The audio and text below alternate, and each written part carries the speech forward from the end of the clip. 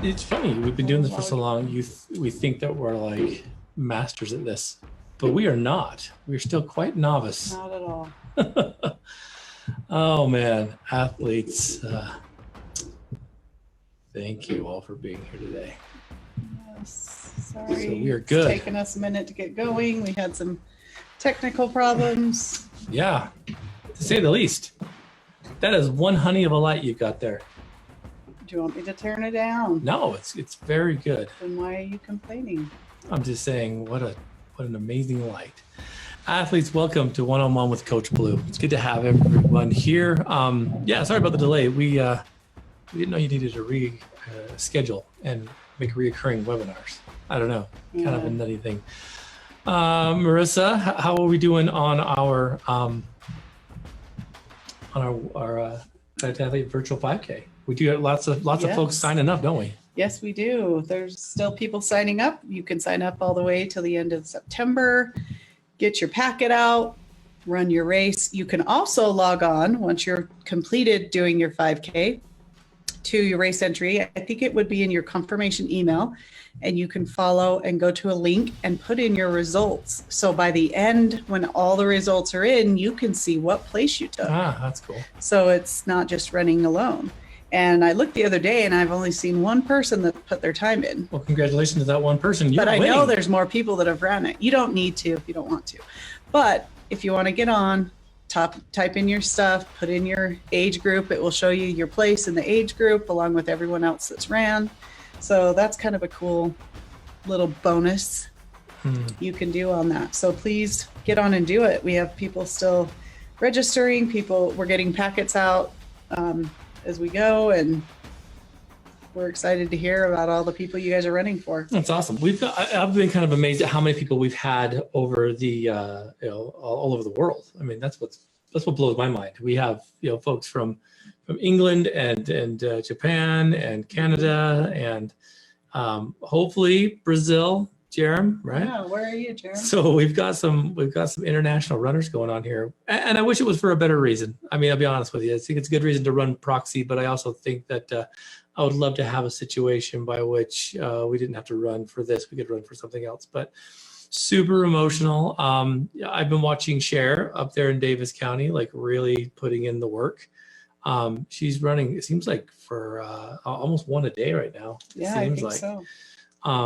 Oh man, it's intense. And we've heard some amazing stories so far. And I think that that's even kind of a cool, I don't know, just connection that we get to make with some of our athletes and some of our runners and whatnot. But nonetheless, thank you all for jumping in and becoming part of the virtual run. It's been interesting, I'll tell you. All right, do you need me to make you co-host, or are you already there? No, I'm coming. Okay. And yeah, I'm more so versed at like, God, just lots of stuff happening. I've seen a few of the posts that you've been putting on there.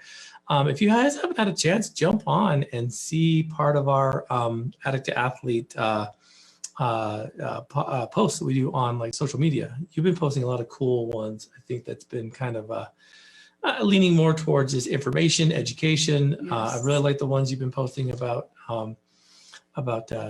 nicotine and things that cause all kinds of other damage. And that being said, and that being plugged, we're looking to expand some of the abilities that we have with our minor league. We're going to be putting together some stuff for a grant that looks like we can kind of really extend our reach to the minor league. And I think that they need this a lot. Yes. Ever since Josher and us met all those, it seems like millennia ago at Disneyland, and we were talking about what to do for like the opiate orphans. And I really do hate that name. We started thinking, what more can we do? Because there's going to be a lot of help that's going to be needed out there.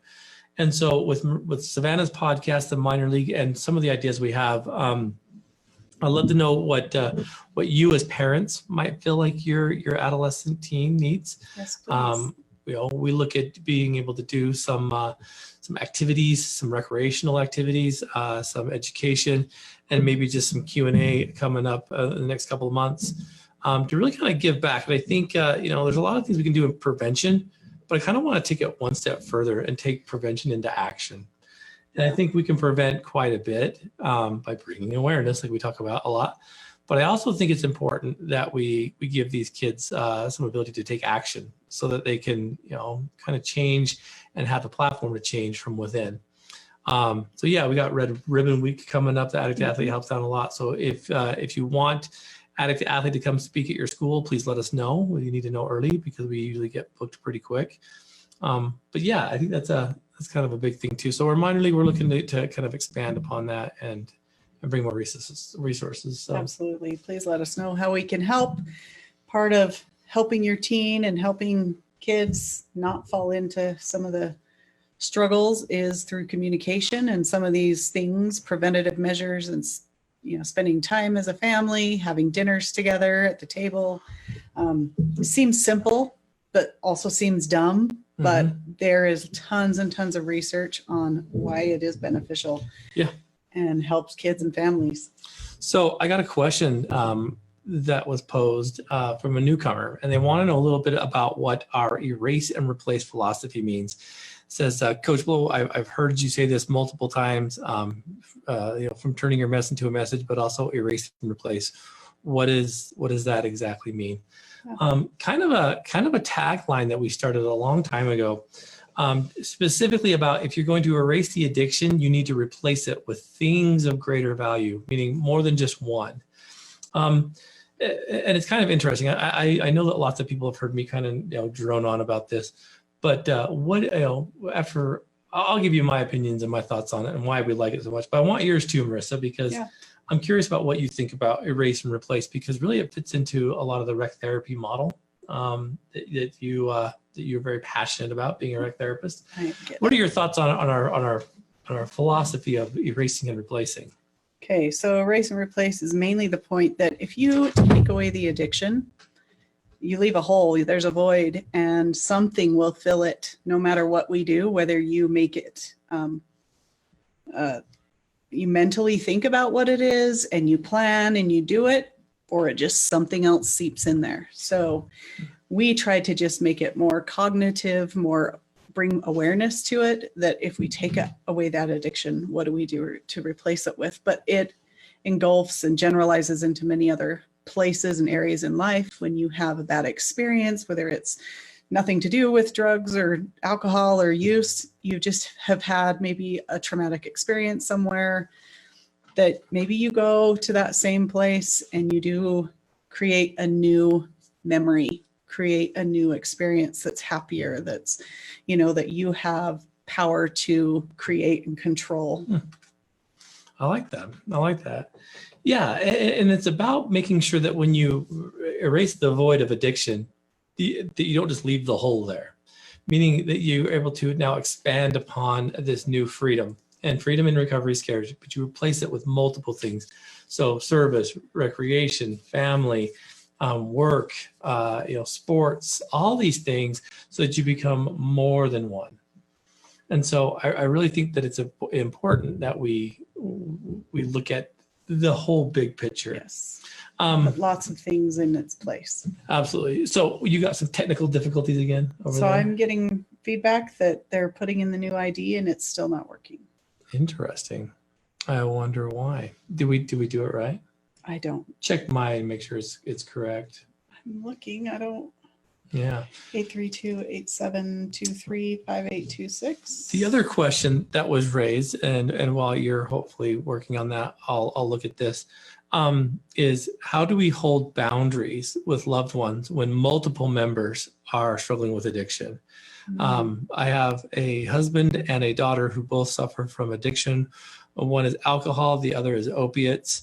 I'm curious, do I stick around to continue to feel like I'm an enabler? Do I draw a line? How do I set boundaries with multiple members in one family that seems to be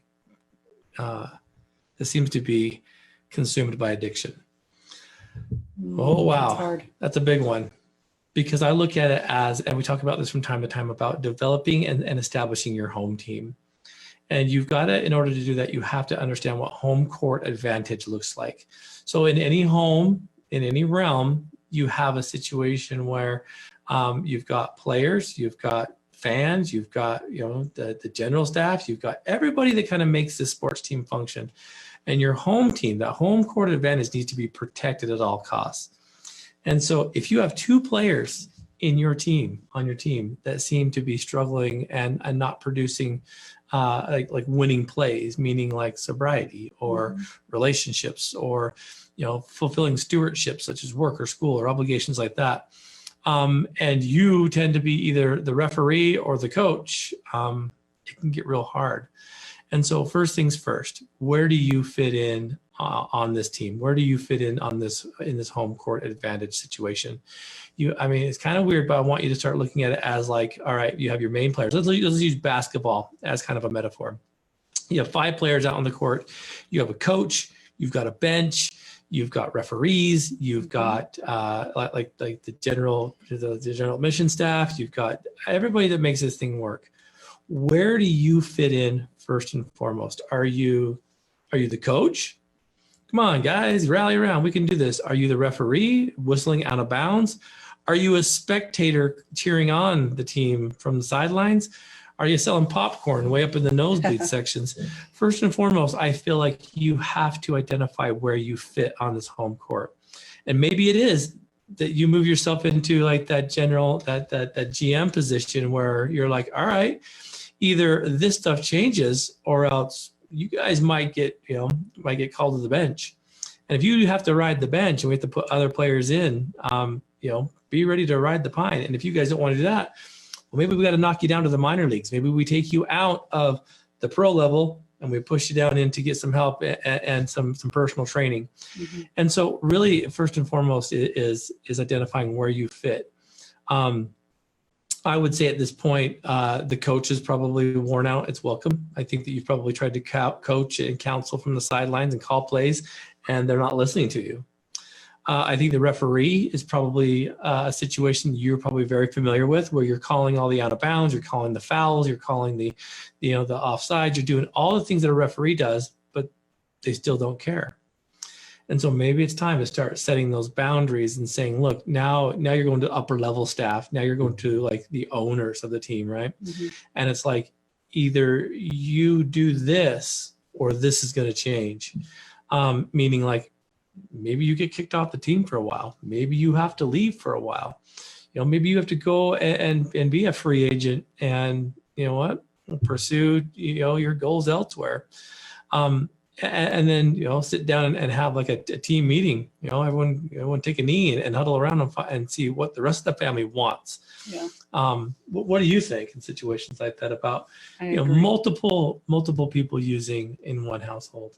Yeah, you've got to set boundaries and limits. But, if you're saying a spouse and a child, I believe there should be separate boundaries and separate limits for those different positions.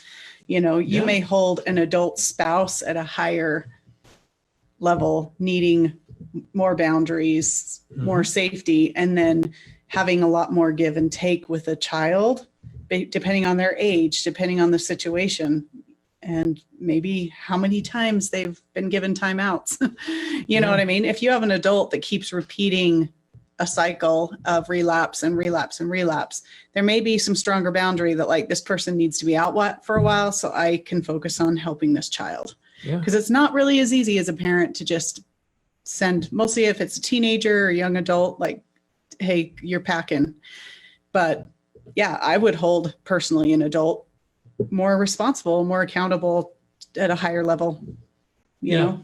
I would too. And, I think that if those situations don't change, I think that's when you pull out the big guns. And that's where you start really laying down some law, I think, because I don't know if there's other kids in this house, but like that, you got to look at the other players too. The safety of the whole team, the safety of everyone in the home and yourself, if the person's asking, I think I might be enabling. If you're thinking you may be enabling too much, you're probably enabling too much. I think that's kind of the answer. If you ever are thinking, am I an alcoholic? You're probably an alcoholic. If you're thinking, I think I'm depressed, I might be depressed, you're probably depressed. So we answer our own questions, but then we try to sit in denial a lot. So there may be some things some boundaries you really need to be setting. And maybe you need to call in a personal trainer and a professional to come in and help retrain the team, right? Mhm. I'm noticing more and more that family systems are what's going to help kind of end some of these situations, meaning you may need to bring a professional in to your home court, meaning like, there are professionals. I've done it before myself, where I've gone to houses and taken a look at the court and said, man, there's a lot of chaos here, and we got to start with maybe even scrubbing the floor, Mhm. Cleaning the house, getting things done, putting things in order, getting people in check, building communication, finding out the whys, finding out where the lack of communication was established. There's a lot of different aspects that go into building a team. It's not as easy as just calling the plays and making sure they follow the rules. There's a lot that goes into building these kind of things. So it's a good question, and I'd be more than happy to help. So if you want to just, again, instant message me, I'd be more than happy to set something up and help you guys establish that. Yeah, it's like you said, it's hard. Every situation is different. I know sometimes it feels a little tricky and gamey when you're like, call us and we can let you know. You think that there's a catch. With us, there's really not a catch. It's just that every situation really has a different dynamic, and to know the whole story is the best way to be able to assess the issue and the problem and how to help. Well, I can think of nothing more disappointing in a parent-child relationship than a parent who uses alongside or with the kid. Oh, yeah. That breaks my heart to hear those stories by which a bonding moment was established over, a substance or drug use. Well, because we've seen the other side of it as well, where the kids are coming, as now adults, into treatment, and really how much that has caused serious problems with trust, with relationships, with even just maturing and growth. Yeah. Because those lines become very blurred. Yeah. And then, and then it's like, hey, I've got to go, go get something for my dad or for my stepmom or my stepdad. That blows my mind. If you have kids and you have a drug addiction, please separate yourself. You cannot raise a family in addiction like this. It's not healthy. It's dangerous. Okay. We have another question, or you want to go to our panelists now? We can do either or. Let's get some calls. We got some people in now. All right. Took us a minute, so hold on. Change is a good thing, except for when it's a bad thing, right? Yeah. Absolutely. All right, Donnell. Good questions so far, guys. Keep those questions coming. Appreciate those who take some time. There's a few more that we can get into as well, if we'd like. Miss Donnell, how are you doing? Is your state still on fire? Yes, and it's so smoky. Oh my gosh. Yeah. We just dealt with that a couple days ago here. I cough and people move away from me like I have the plague or something. Everyone thinks you got COVID, but really your mountains are on fire, huh? So I said. I told him it's not COVID, it's smoker's hack. That's right. That's right. Well, what can I do for you today, my lady? So I kind of wanted to touch base on what you were just talking about. So I have a cool little story I want to share. Please. So I know, because I live in Elko and not Utah, there are many athletes on the team that I am acquainted with, but don't know necessarily personally, whether it be on Facebook or we've messengered back and forth. And so the other day, it was really strange. I was driving in my car, and at two separate times in the day, I saw the same car. And on the back of it, there was a decal that said "Got Hansen." And I thought, that's really weird. Like Hansen, I mean, they're like 80s or something, right? So I didn't. You know about Hansen, the boy band? Is that what the sticker was? It just. I hope it was. Hansen. That would be awesome. That's the Bop song. Yeah. That was like the 90s. Heck, Kylie loves them. It literally just said "Got Hansen," so I was like, okay, that's why it stood out to me, because I noticed the sticker. Right. So the next day, I'm driving and I get off the freeway, and the same car is exactly in front of me, and I'm like, okay, that's 3 times in a row now. So that night I was watching TV with Michael, and 4 times, it was a total of 7 times, I saw the name Hansen come up on the TV. So As long as it's not now Chris I'm like, Hansen, you're in good shoes. now I'm like, okay, you know, somebody's trying to tell me something. Uh-huh. So I get on my my messenger, and I texted Michelle Ray Hansen. And I said, I don't know if you believe in signs or not, but this is just really, you know, really this bizarre thing happened. So I'm just reaching out. Are you okay? And she's like, I am absolutely amazing. Things are amazing with me, da da da. And I'm like, okay, well, I'm not quite sure what's going on here, but something's going to come up with this whole thing. You mark my words. And so I'm thinking to myself, something, you know, she's going to need me for something, or, you know, something. So she comes back to me, and she says, you know, I've been reading this book about this my favorite author, and it's a self-help book, and I'm not going to get into the whole dynamics of what the book is, but the book that she forwarded to me was exactly along the lines of what I've been kind of studying a lot lately, looking into a lot lately, and just kind of feeling like I've been coming up short a little bit on it. Yeah. So I told her, I said, well, that just might be it, because, you know, I've been studying this a lot, and it just, you know, I just haven't connected with anything, but, you know. And so she said, I've been trying to share this with somebody. I just knew that I had to share it with somebody, but I didn't know who to share it with. And I, you know, didn't want to just, you know, start being pushy and stuff. Yeah. So I thought, and I actually told her, the thing is that when those signs kind of come in front of me, I typically tend to look at it from the perspective of, what can I do for this person? How can I help this person? What can I do for this situation?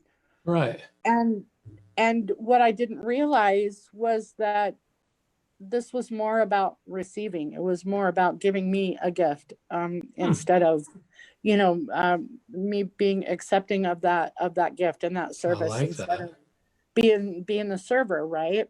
Yeah. So as I'm reading this stuff, and the lady is absolutely amazing. I forwarded it to Marissa so that she could see it, but the one thing that she keeps saying, that keeps coming out, to me, and for this lady that you were addressing with the you know, the multiple users in the home. Yeah. She just keeps saying the same phrase, which has stuck in my head for the past 2.5 years, since Mountain Peak.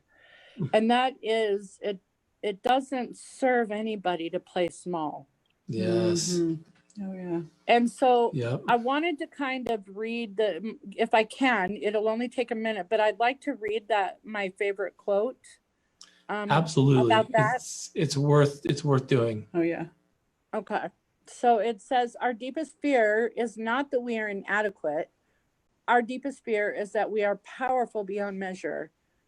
It is our light, not our darkness, that most frightens us. We ask ourselves, who am I to be brilliant, gorgeous, talented, fabulous? Actually, who are you not to be? You are a child of God. Your playing small does not serve the world. There is nothing enlightening about shrinking so that other people won't feel insecure around you. We are all meant to shine as children do. We were born to make manifest the glory of God that is within us. It is not just in some of us, it's in every one of us.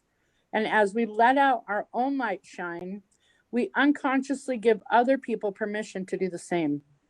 As we are liberated from our own fear, our presence automatically liberates us. Powerful. Every time I hear it, Huge. I'm surprised you can do that without crying, because I can't ever get through that. But it's true. It's true. You know, who are we not to be? And that's where I think when we get stuck in this I'm an addict crap, that we get focused and typecast into one paradigm. No, you're so much more than that. It's a part. It's not who. Yes. And I love it. I think you're absolutely right. Who are we? Who are we to play small? It doesn't serve anyone. Anybody. So the Mm-mm. one thing that this lady talks most about is that at what point, you know, we I think we all have in our head, she says, how powerful we really are. But we let that fear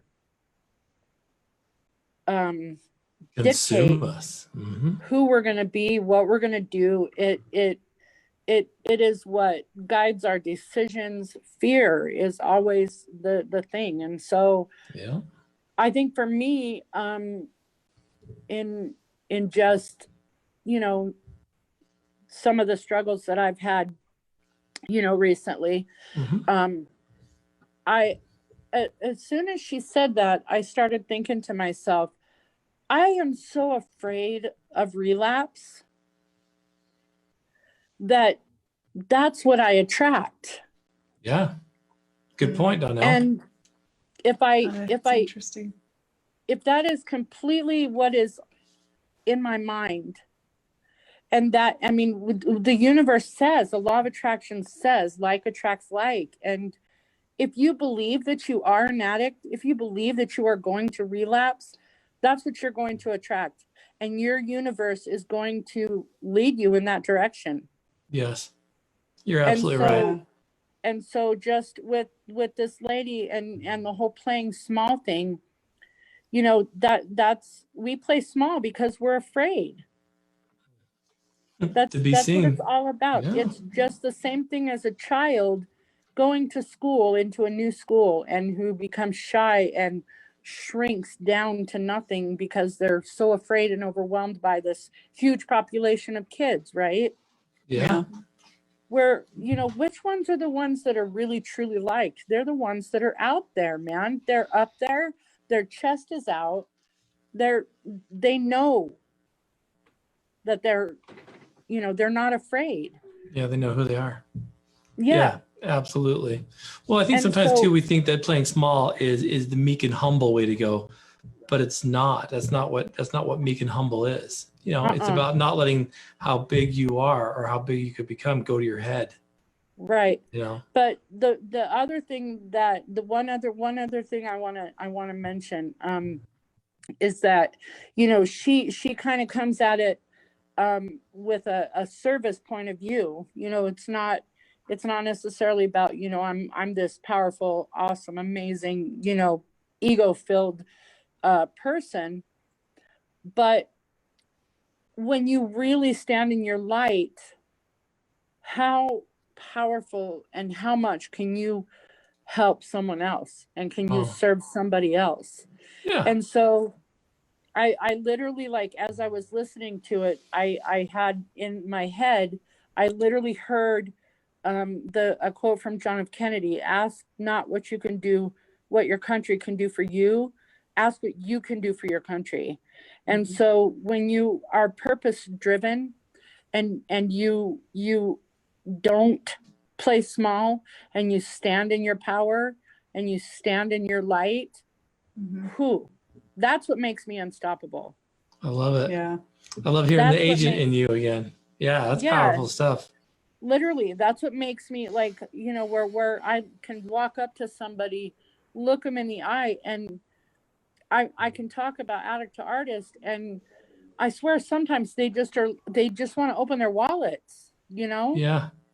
Yeah, And so I've seen what James Coach Johnson do that, and I'm like, I don't get how you do that, but it's the passion you have inside, and playing big and saying, this is who we are. I have nothing to hide. Let me share this with you. Yeah. Yeah. So rad. Yeah. Welcome back. Holy cow, I can hear the passion. I love it. Thank you. That's so cool, So Donnell. I just want to tell that person that asked that question to stand tall, and you know, if that means that they you know, she has to show some tough love or something like that, do it in her light, and stand firm, and don't shrink, because they're overpowering you and overwhelming you. They're only overwhelming you because you don't want to stand in your power. I love it, Donnell. That's great Well advice. said. Well That is said. great advice. Thank you so much for sharing that. Great You're insight. welcome. Got Hansen, huh? Got Hansen. I I don't know love what it that you. is, I just love that you see signs. Like, I always, every time you call or talk to me about these things, I think, what happened to me today? Like, that I missed because I Yeah. just but I don't know. They're don't pay everywhere. attention like you Those do. signs are everywhere. And when Yeah. you live in a world of no ordinary moments, you can read them better. But sometimes we get so caught up in our own stuff, we fail to recognize it. I'm a firm believer that we pass those 1,000 times a day.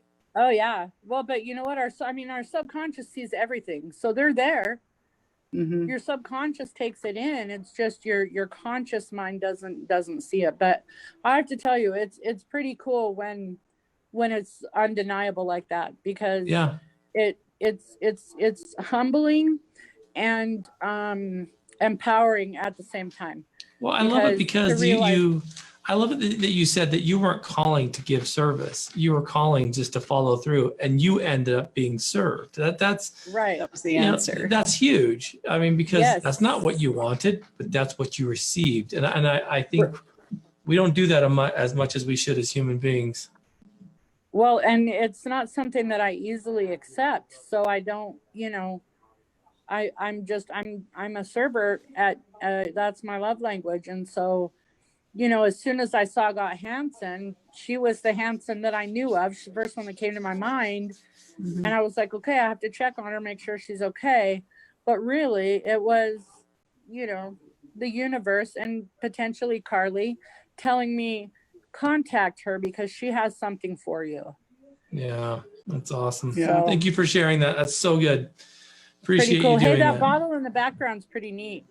And the blanket, yeah, that's Yeah. pretty rad And the too. blanket, I yeah. stuck that bottle Yeah. up the other day. Did It you? hasn't been up. Yeah. That's awesome. Yeah, there's nothing in it yet. I don't want to taint it, so there you go. Yeah. Thank All right, you, Donnell. guys. You're a champion. Well, I love you, and I'll talk to you later. Okay, You too. go enjoy. Okay. Ciao. Bye. Yeah, I think sometimes we forget about that. We forget that like we don't have to call to serve. We can just call the call and then just be ready to receive the message. Just be open. Yeah, I think we need more of that. I think it revolves around a little bit of empathy with that too, of situations. I've been thinking a lot about empathy recently, and the lack thereof. The whole situation that's going on right now in our country, in our lives, in our recovery. I think most people find it easy to be empathetic at an individual level, right?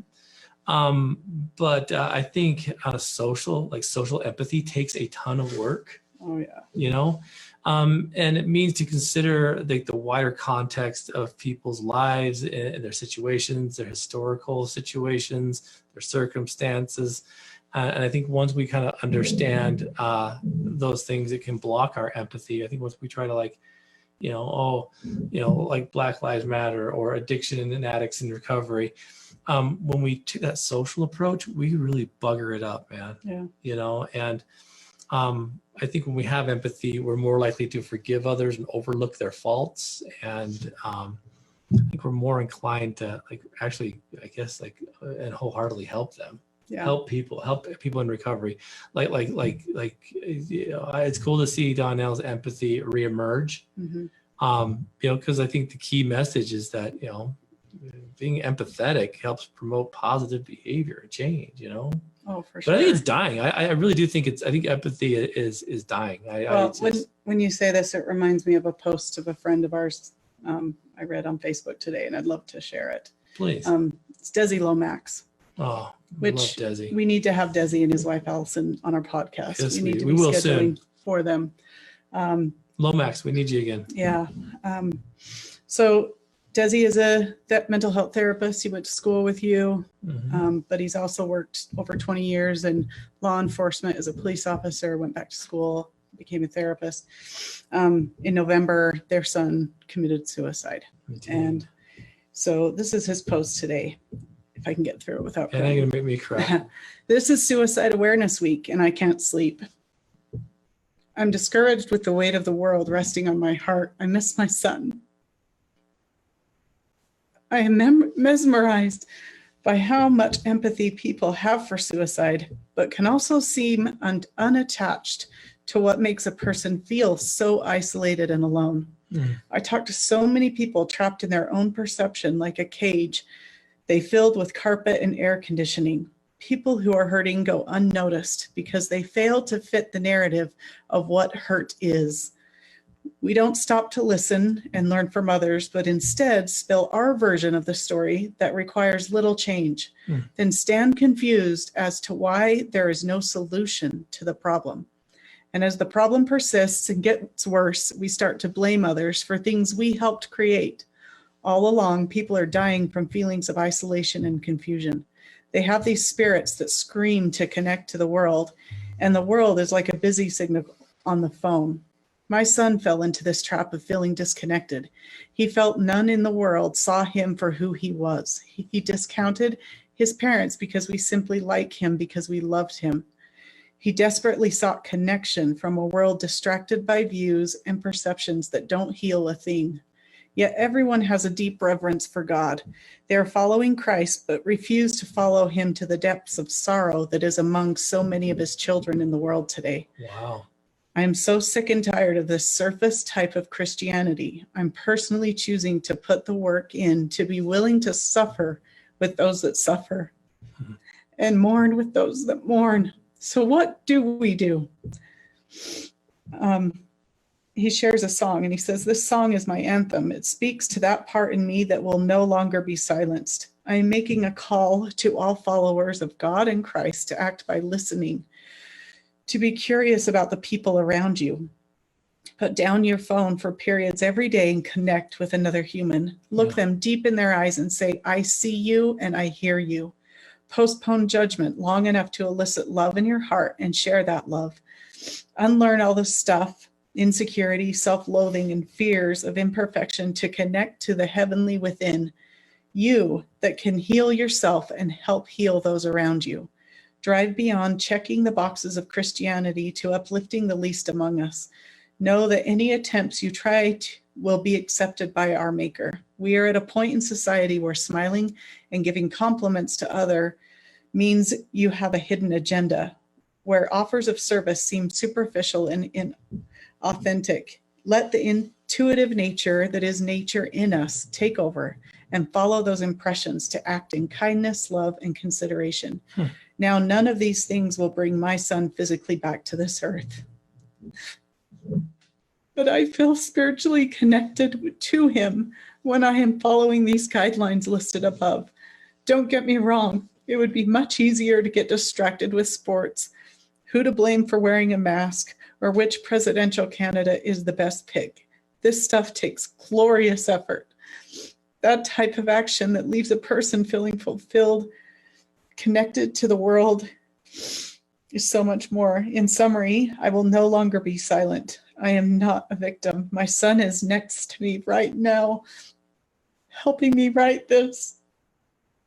I, like everyone else, is a human being that requires to be seen and loved. I am just getting started. Will you sing along with me?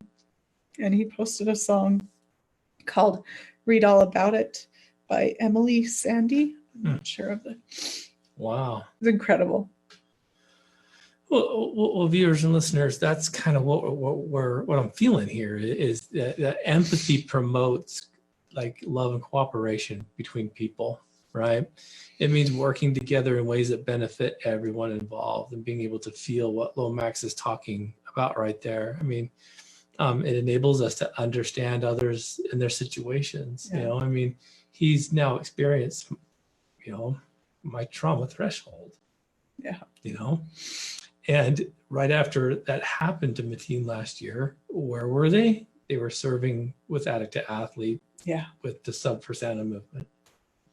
And I think that when we don't allow ourselves to have empathy because we're afraid of what that's going to feel like, we really minimize our life. It's what Donnell was talking about with playing small.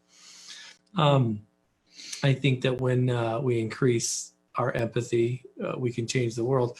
I think what happens, though, is that we start turning a blind eye to some of the stuff that Lomax is talking about because we we decrease our social empathy. And we're hiding that light. I have a couple other quotes I'd love to share. Please.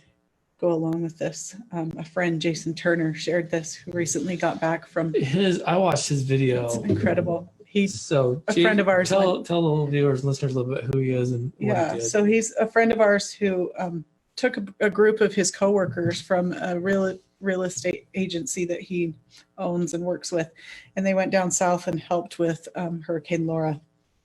We're talking about and again, I don't think they're all construction workers or what. Oh, no. They loaded up their trailer. Real estate agents. Yeah, they loaded up their trailer with tarps, with water, with supplies. Yeah. And they just drove. I mean, guys. They found like a gym to shower in. I don't even think they had places to stay. Think about this. We're broadcasting from Springville, Utah.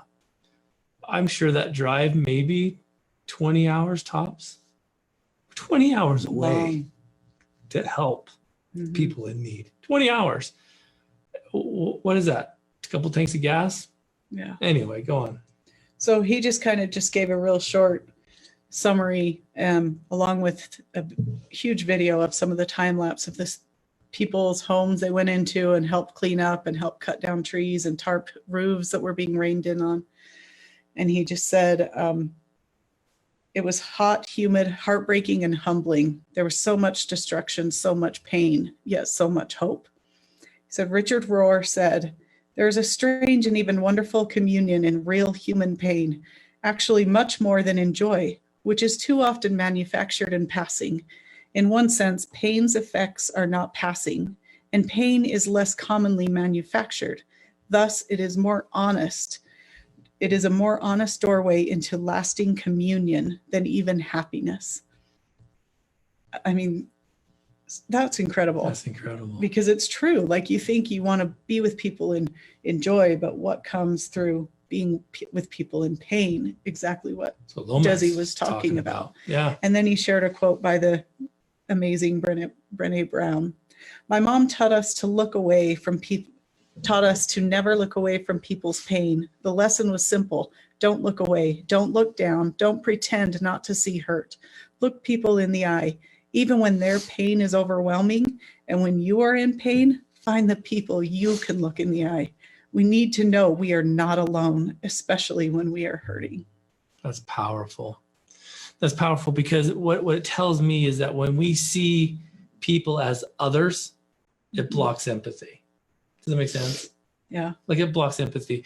I read this and it said, when the AIDS epidemic was kind of running through America in the 80s, the government was really slow to respond. And the Reagan administration even made a policy not even to mention AIDS at all. And the reason was kind of largely affected by groups of same-sex attraction, intravenous drug users. They had such a social stigma then attached to them that it wasn't nationally, focused upon. And so when they would talk about the AIDS epidemic, that's automatically where people where their heads would go. And so they started seeing people as others. And then that started to block empathy. And it really wasn't until they ran a story about a young boy who contracted the virus through a blood transfusion that the government started to put in more policies aimed at helping people that were suffering. And I think, okay, so then what's the difference in that response, right? It comes down to human tendency, fear of others, fear of the situation, fear of pain, like Donnell was talking about. The more we perceive someone as other, us versus the weaker them. Our emotion, our empathetic connection becomes. And so the key, I think, is to start seeing people as people and not as others. It's interesting. I think when we start looking at this, the opiate epidemic and all these other things, we start doing that. We lose that human connection. Yeah. I mean, to hear those words coming from Lomax, it's gut wrenching. It's gut wrenching that he and his family had to suffer so much to give us that. Yeah. We should you should rewind it and listen to it again, listeners, because it's important. What he's talking about is real. Yeah. And if we live in a world where we just simply don't have time, oh man, we're in trouble. And so I don't know. I've been thinking a lot about this, and it just seems like empathy is one of these things where we have to be careful. Power reduces empathy, and it's kind of crazy. You can see that with the government right now and whatnot. Our perceived power blocks empathy. And I think we got to get back to the basics about being able to suffer with one another and carry that message of we're all on the same team. And we're all on the same team. it changes everything. Uh-huh. I saw somebody, in fact, a friend of ours, Jamie Rawlings, post on something today and said, why is it there's so much division? When 9/11 happened, everyone was helping everyone, and now everyone's just pointing fingers. Well, because we were a team then, like everyone came together as Americans. And right now everyone's divided as mask, not mask, Republican, Democrat, Libertarian, school, homeschool, like everyone's just divided, and all that does is cut these walls of feeling and understanding with each other. Well, I think, again, maybe we look at it through the lens of stress affects empathy too, right? Yeah. And I think that when we're so stressed, we're just sick of it all. I'm sick of it all. I'm not watching the news, and like me, or I just don't want to hear about it anymore. Stress affects empathy. I'm sick of hearing about it. All these whiners. It's interesting. I've been seeing so much social media, and I've been like blocking them, so you still remain friends, but like you don't have to read their crap anymore. Yeah. And I'm like, this is great. Pretty soon I'll have and it's not that I don't care about the people that have different opinions. It's just like, why are you so? Well, sometimes it's just you can't handle the negativity. Why are you spewing this? Yeah. There was this one thing I saw today from a person I respected, but basically, gave the picture of some lady that was charged as a social terrorist and went to prison for 13 years. President, I think Clinton, pardoned her, and that was all true. But the very end of it was, and now she's running Black Lives Matter. And I'm like, what? So because really Black Lives Matter, I'm not sure if they even have like an official leader. Yeah. I know. So I got on there and looked, and I'm like, well, that's fake. So what are you doing that for? So stress also shuts down empathy. Well, people panic and they grab for things. Absolutely. So, when you start feeling it in your body and you start like really kind of getting, kind of chronically sucked into all the chaos, I would say go back and reread or listen to what Lomax was talking about right there, because that's the real deal. Yeah. Desi Wow. and Allison Lomax, and that was quite a tangent we got on there. Yeah. Awesome. It was good. Have anybody else in there Yes, in we got Beaverland? Cher, we will be moving over. All right, let's bring on Cher. We were just talking about her. I wonder if she heard about that. I wonder if that At the beginning, yeah. like her. What do they say? Your ear is itching or something? Someone's talking about you? Is that what it I is? think that's how you do it. That's kind of a creepy thing to think about. Okay, Cher. Let's see. Let's see. We'll give her a little second to turn on her mic. Or maybe she just wanted to be here and listen. Maybe she's like, don't bring me. Coming to listen. That's awesome. That's Well, cool. now we want to hear your thoughts on all this, because I want your opinion. You to tell me, all these folks you're running for, like, how hard has that been? Because you've been carrying a lot of those names with you and Sharon. I just cry every time I see your posts, and I'm like, geez, your heart is huge. Has this been an experience for you, or what? Yeah, it's been emotionally hard. I just, every time I think that there's not another one, then another person reached out to me. Oh, It's a little harder than I thought it was going to be, but it's really worth it. Like, worth every step. it is. Right? Isn't it kind of like what we were just saying, with all this empathy and being able to really touch and connect with people on that sorrow it's incredible. We've done it many times. Mm-hmm. Yeah. I just see your post and I'm just like, my heart breaks, because you see the picture and you see, you see you holding the sign, and I'm just like, bless your heart. So thank you for doing that. Those are some heavy miles, but you feel it, don't you? Yeah, it's an honor for sure. Awesome. Well, we didn't mean to scare you to death, but I'm so glad that you popped on here, because I think the viewers and the listeners alike should know Yeah, you're carrying the message, and you're running proxy. So thank you. we appreciate it you. for sure. And I know those families do too. Absolutely. You know, and so I think that when we look at this big picture, we look at the empathy that can become part of our way of being, and we look at you know, some of the I don't know, just some of the things that make us human. Be careful, you know, to look away from that stuff. I love what Lomax said. Walk with it. We're also afraid of pain. Yeah, we talked about this, was it last week, about being afraid to cry and afraid of pain and sorrow. And, you know, all that stuff I just read, those other two quotes too, are like, that's where we connect so much with others. And I really think with life, because it is that polar opposite of joy. And if we don't have that pain and sorrow, your joy isn't as high and as wonderful either. You know, because we were talking about losing people last week and who are you running for? And it's like, yeah, if you didn't love, you wouldn't cry when somebody was gone. And so as much as we get stuck and just, I don't want to get close to people, I've lost too many friends or whatever, I just am going to, you know, tie myself off to the world, that's just going to damage and hurt you.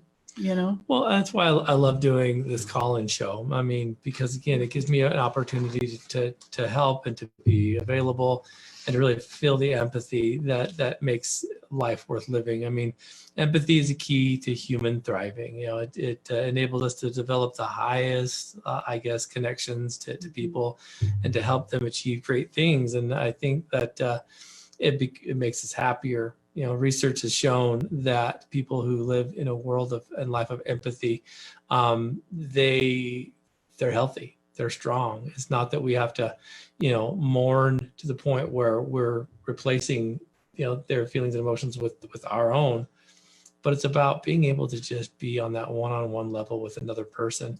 So be careful to not see people as others, to, like, you know, see the situation and the struggle and the strife, and to do our parts to, well, just look for where are you the same? How can you connect with somebody else? Because find the similarities rather than the differences. Yeah, you know, and on a personal level, we've had to deal with some of this week, and it's been interesting to see, you know, the level of empathy versus the level of receptance, you know, where it's like you try to, you know, lump a certain I guess, you know, culture or characteristic into like a paradigm that fits your narrative. And it's like, well, that's just dumb. Don't do that. You know, we have empathy for the addict who still suffers, for the family who's struggling right now, for those who have lost their battle, you know, for those that are out there protesting, you know, like discrimination or racism. It doesn't matter what side of the fence you fall on. These are real people dealing with real emotions. And it's hard sometimes to empathize with people that you might think is wrong, but it makes you human when you do. Sure. Passionate about things. I don't know. Nonetheless, athletes, viewers, listeners, I want to thank everyone who participated tonight. Thank you for sitting through this. It's been another good emotional one. Keep your keep your questions coming. Even off the air here, we can get those prepped up for next week. I want to thank Radio Ronin for all that they do for Team Addict II Athlete. Go listen to the Radio Ronin podcast. We have some cool guests coming down the pipeline for our main podcast, and so Yes, we do. keep in tune and Good join topics. the Patreon. We got a bonus episode that will be recorded tomorrow and posted there. So jump on, you know. We got some cool perks coming out. So if you want to help Addict II Athlete increase our reach, to help produce the podcast, to qualify yourself for bonus material, all that stuff. It's not easy to get all this stuff going, and we really greatly appreciate all of our Patreon subscribers, and we'd love to have more. Helps us be able to continue to do this. Yep, absolutely. So jump on patreon.com/Addict II Athlete. And athletes, until next time, please, with empathy and heart, go turn that mess into a message.